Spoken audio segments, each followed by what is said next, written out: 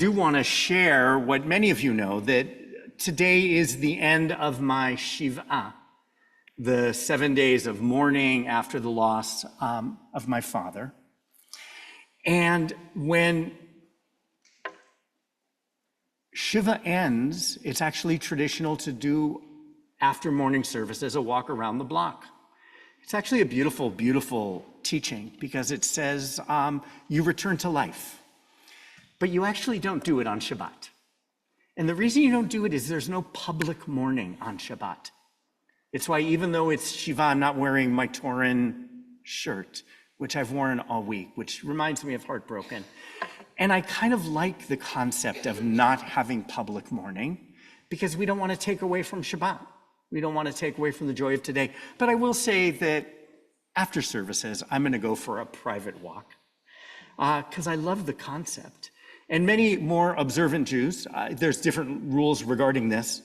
Some might go in tonight after Shabbat ends. So just want to kind of fill you all in. I will say that people's love and kindness during this difficult week of mourning and of reflection have been very comforting to me. And I know that sometimes people don't know, what do you say to someone who's just had a loss? So I actually want you to go, if you would, in your prayer book to page 16. This is actually formally said Friday night services, but we just have such small crowds at Friday night services, it's kind of lost its power. And it's very appropriate to say these words now. And it feels odd to orchestrate it being directed to me, but it's actually fine. So if you would say the words and think of them in terms of my loss this week, I would appreciate it. Page 26. Hamakom Yenachem etchem betoch shar avlei Zion Yerushalayim. Then actually have you say it again. It's transliterated for those of you who don't read Hebrew. And I know some of you were just getting to the page. And those are words that are traditionally said when someone has had a loss. So again, I'll ask you to say them. Hamakom Yenachem etchem betoch shar avlei Zion Yerushalayim. And it's the perfect words, may God comfort you. So thank you all. I'm especially moved by the young people from our religious school, from my Zion class, who wrote me notes. Those things go such a long way in terms of providing comfort. So thank you all.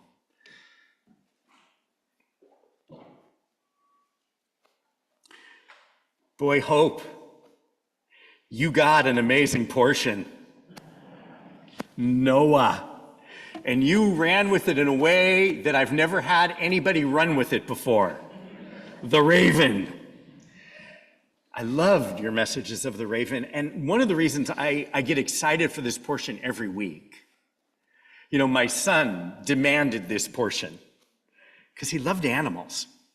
And the message of preservation of life and animals spoke to his soul. I love a story that says every person can make a decision to be righteous. That's what Noah did.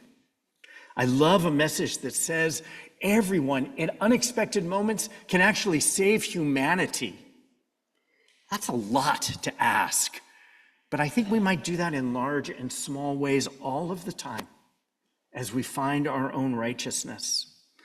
I love the message that one decision changes everything in big and small ways. This is an extraordinary, extraordinary portion. And I want to share with you the story of a man who I imagine many of you don't know. In Hope's words, a raven who's been overlooked. And he's a person who saved the world in our lifetime through a decision made in one moment that was an extraordinarily courageous decision. I believe that we are here because of him, and history has forgotten him. So I'm going to have you say his name, but more important than saying his name, I want you to tell his story to someone who might know it in the coming days, over and over again. Who has heard of Stanislav Petrov? Yay, two of you. I did not expect many hands. I had not heard of him. until just recently. Until just recently. Let me tell you the story. He saved the world on September 27th, 1983. I had just graduated college. I was in Israel and had no idea that what I'm about to describe just happened. You get his name in your head? Stanislav Petrov. Stanislav Petrov was a 44-year-old lieutenant colonel in the Soviet Air Defense Forces, stationed in a secret command center outside Moscow, where the Soviet military monitored its early warning satellites over the United States. He was a few hours into his shift when sirens went off. The computer warned that 5 nuclear missiles were launched from an American base, and they were headed towards the Soviet Union. By the way, keep in mind, this is 1983, autumn. It was a tense time in what was then called the Cold War, the dispute between America and the Soviet Union. Just a few weeks earlier, it's funny, preparing this, things came back in my memory. A Korean Airlines flight was shot down by a Soviet fighter pilot with all 269 passengers who were killed. And the Soviets were wary that with the downing of that plane that there would be vengeance. There was a civil war that was raging in Angola, where different factions were siding with East and West. President Reagan rejected calls for freezing the arms race and had called the Soviet Union, do you remember what he called it? The evil empire. The evil empire.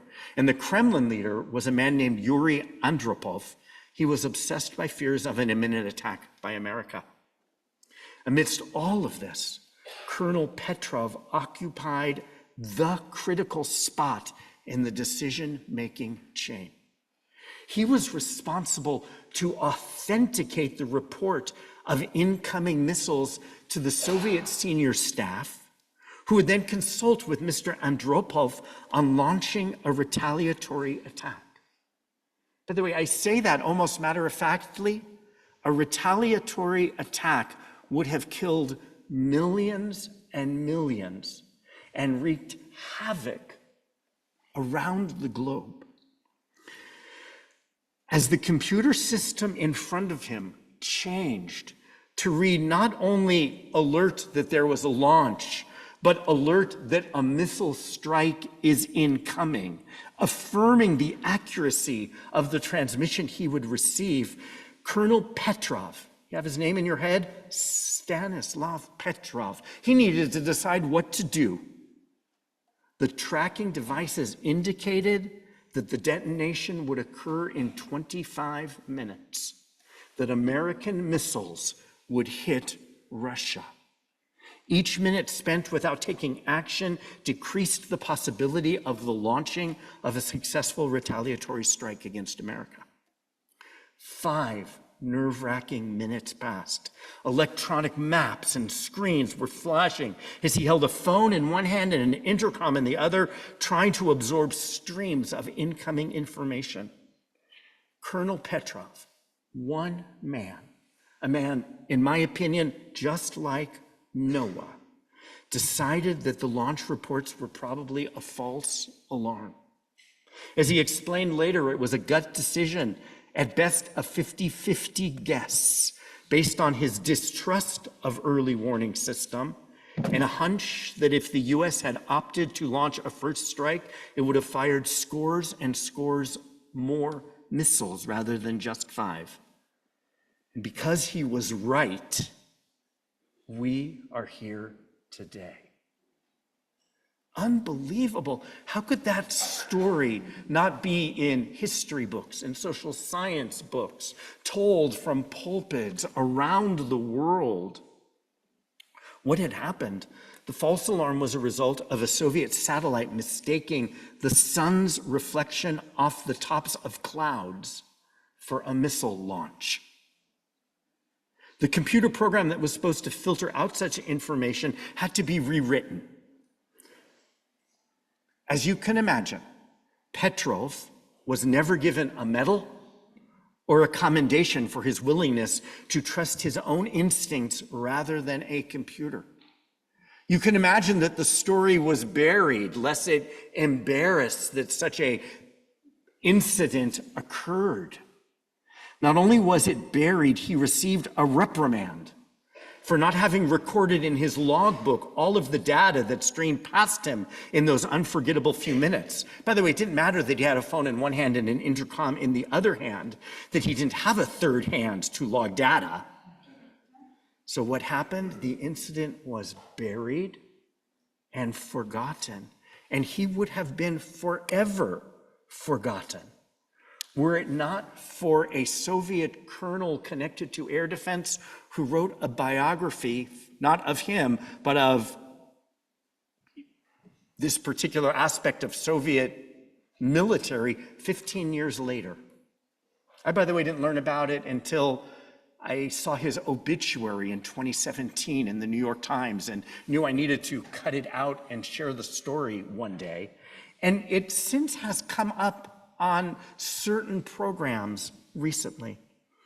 Noah, this incredible portion, and Stanislav Petrov teach us lessons in how easy it is for the world to be destroyed. In Noah, it was destroyed because we were evil and God decided to punish. God after that said, I'm not going to do that anymore. Now, the potential for destruction lies sadly in our hands.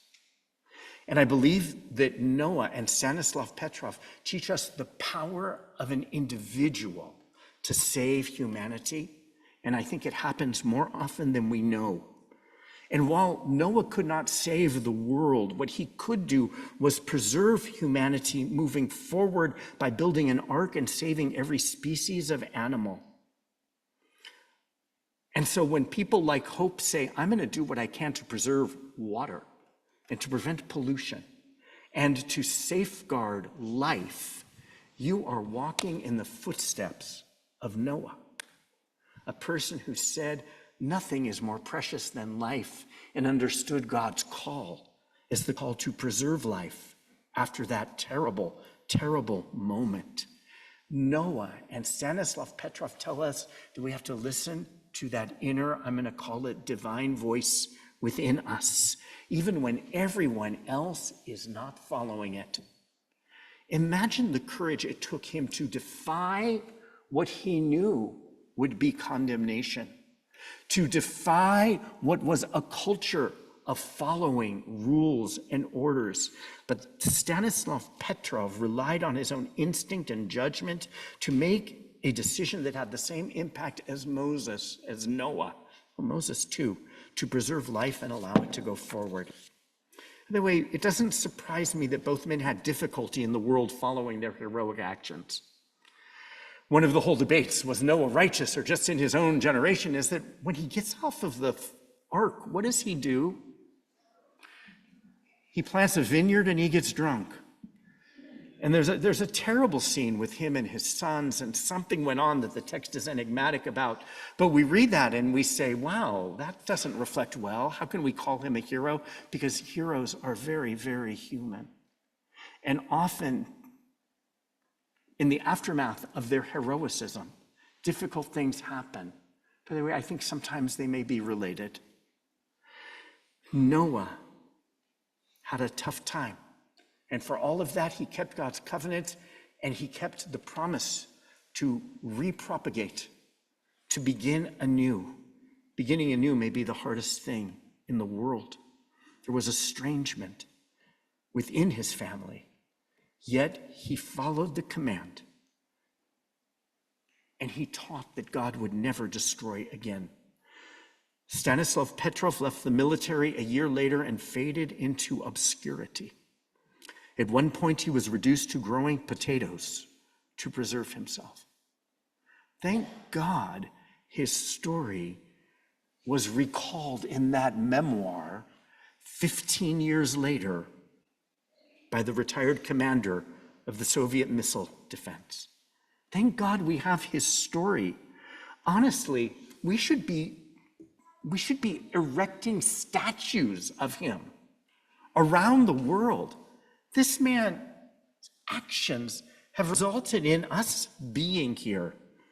And I want to suggest that the lesson of we can save lives through heroic actions, through responses in a moment, it doesn't need to be as dramatic as Noah or Stanislav Petrov.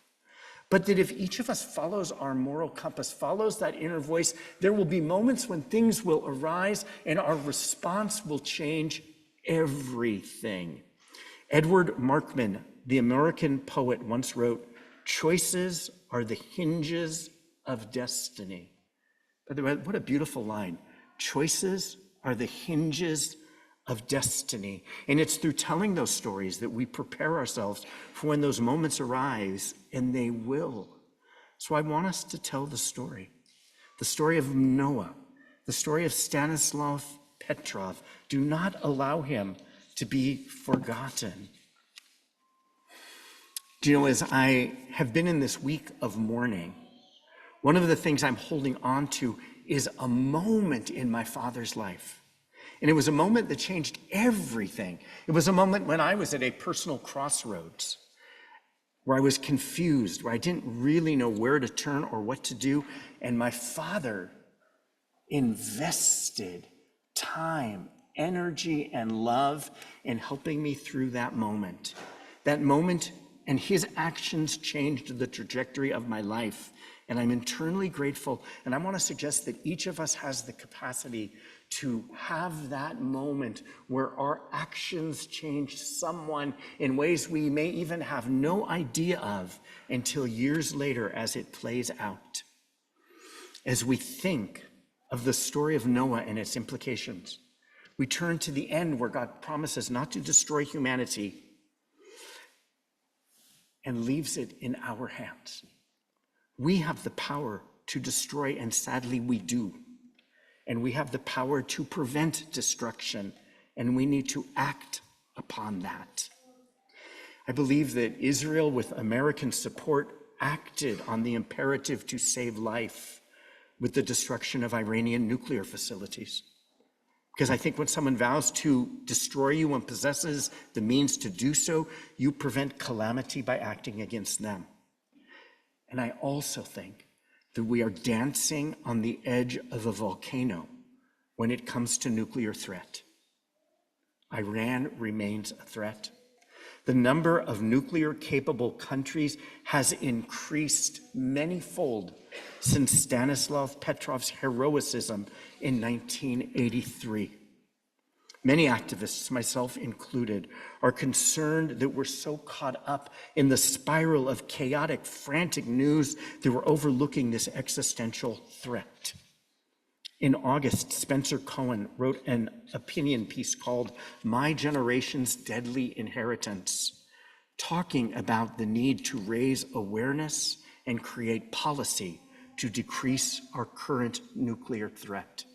And I think that it is imperative as we read this story to reflect on how we might do that. Right now, the superpowers, the United States, China, and Russia, are spending billions to build new weapons systems. Putin issues threats to use them. Words like limited nuclear war are thrown about, which actually, in fact, would create such devastation in terms of lives lost. Starvation would kill millions. New agreements are needed as old ones unravel. And my hope is that this becomes an issue that can bring Americans across the political spectrum together. If the story of Noah and Stanislav Petrov reminds us of our obligation to prevent the destruction of humanity, then it becomes an area where we need to devote our attention and activism. In Pirkei Avot, the Ethics of the Fathers, Ben Azai says, "Do not dismiss any person. Do not underrate the importance of anything, for there's no person who does not have his hour, no thing with its place under the sun." This is to you and me, so that we know that moments will arise when we too, in our own ways, will walk in the ways of God, will act with righteousness in the face of opposition, and like Noah and Stanislav Petrov, make an impact that we cannot imagine. May we embrace this sacred obligation. Shabbat Shalom. So what do you say, Hope? Stanislav Petrov was a raven whose story needs to be told. I love that you brought up stories of people who need to be told. Studying with you has been just a joy because you have a keen interest in ethics, a keen interest in interpretation, a keen interest in finding the lessons as they apply to you. You will always stop me and say, what did you mean by that? Or what does that word mean? Or how else might we understand what we just studied? And that you gravitated to the story of a misunderstood being was very, very telling. You're someone who sees people. May your blessing be that you see all of those things in yourself, because you are both a raven and a dove. You have an extraordinary mind and heart. You have the capacity to touch lives in beautiful ways, and you've touched each of us. We feel your joy today. You were really nervous at the beginning, but boy, that left in a second, because now you own this place. And we feel that joy. Mazal tov. I'm going to take you next door so the people in the power hour can wish you Mazal tov. And Cantor Barbara will lead us in Musaf. I promise Hope will be back in time to hurl candy at her. See you all at Kiddush.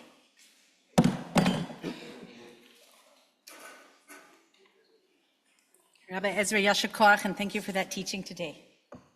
Musaf is an interesting time, some extra time on Shabbat to do another Amidah, some time to be quiet and reflect, and to think about this learning we've just done. The Amidah for Musaf begins just after the Chatzi Kaddish. Our Chatzi Kaddish is page 184. Yitgadal v'yitkadash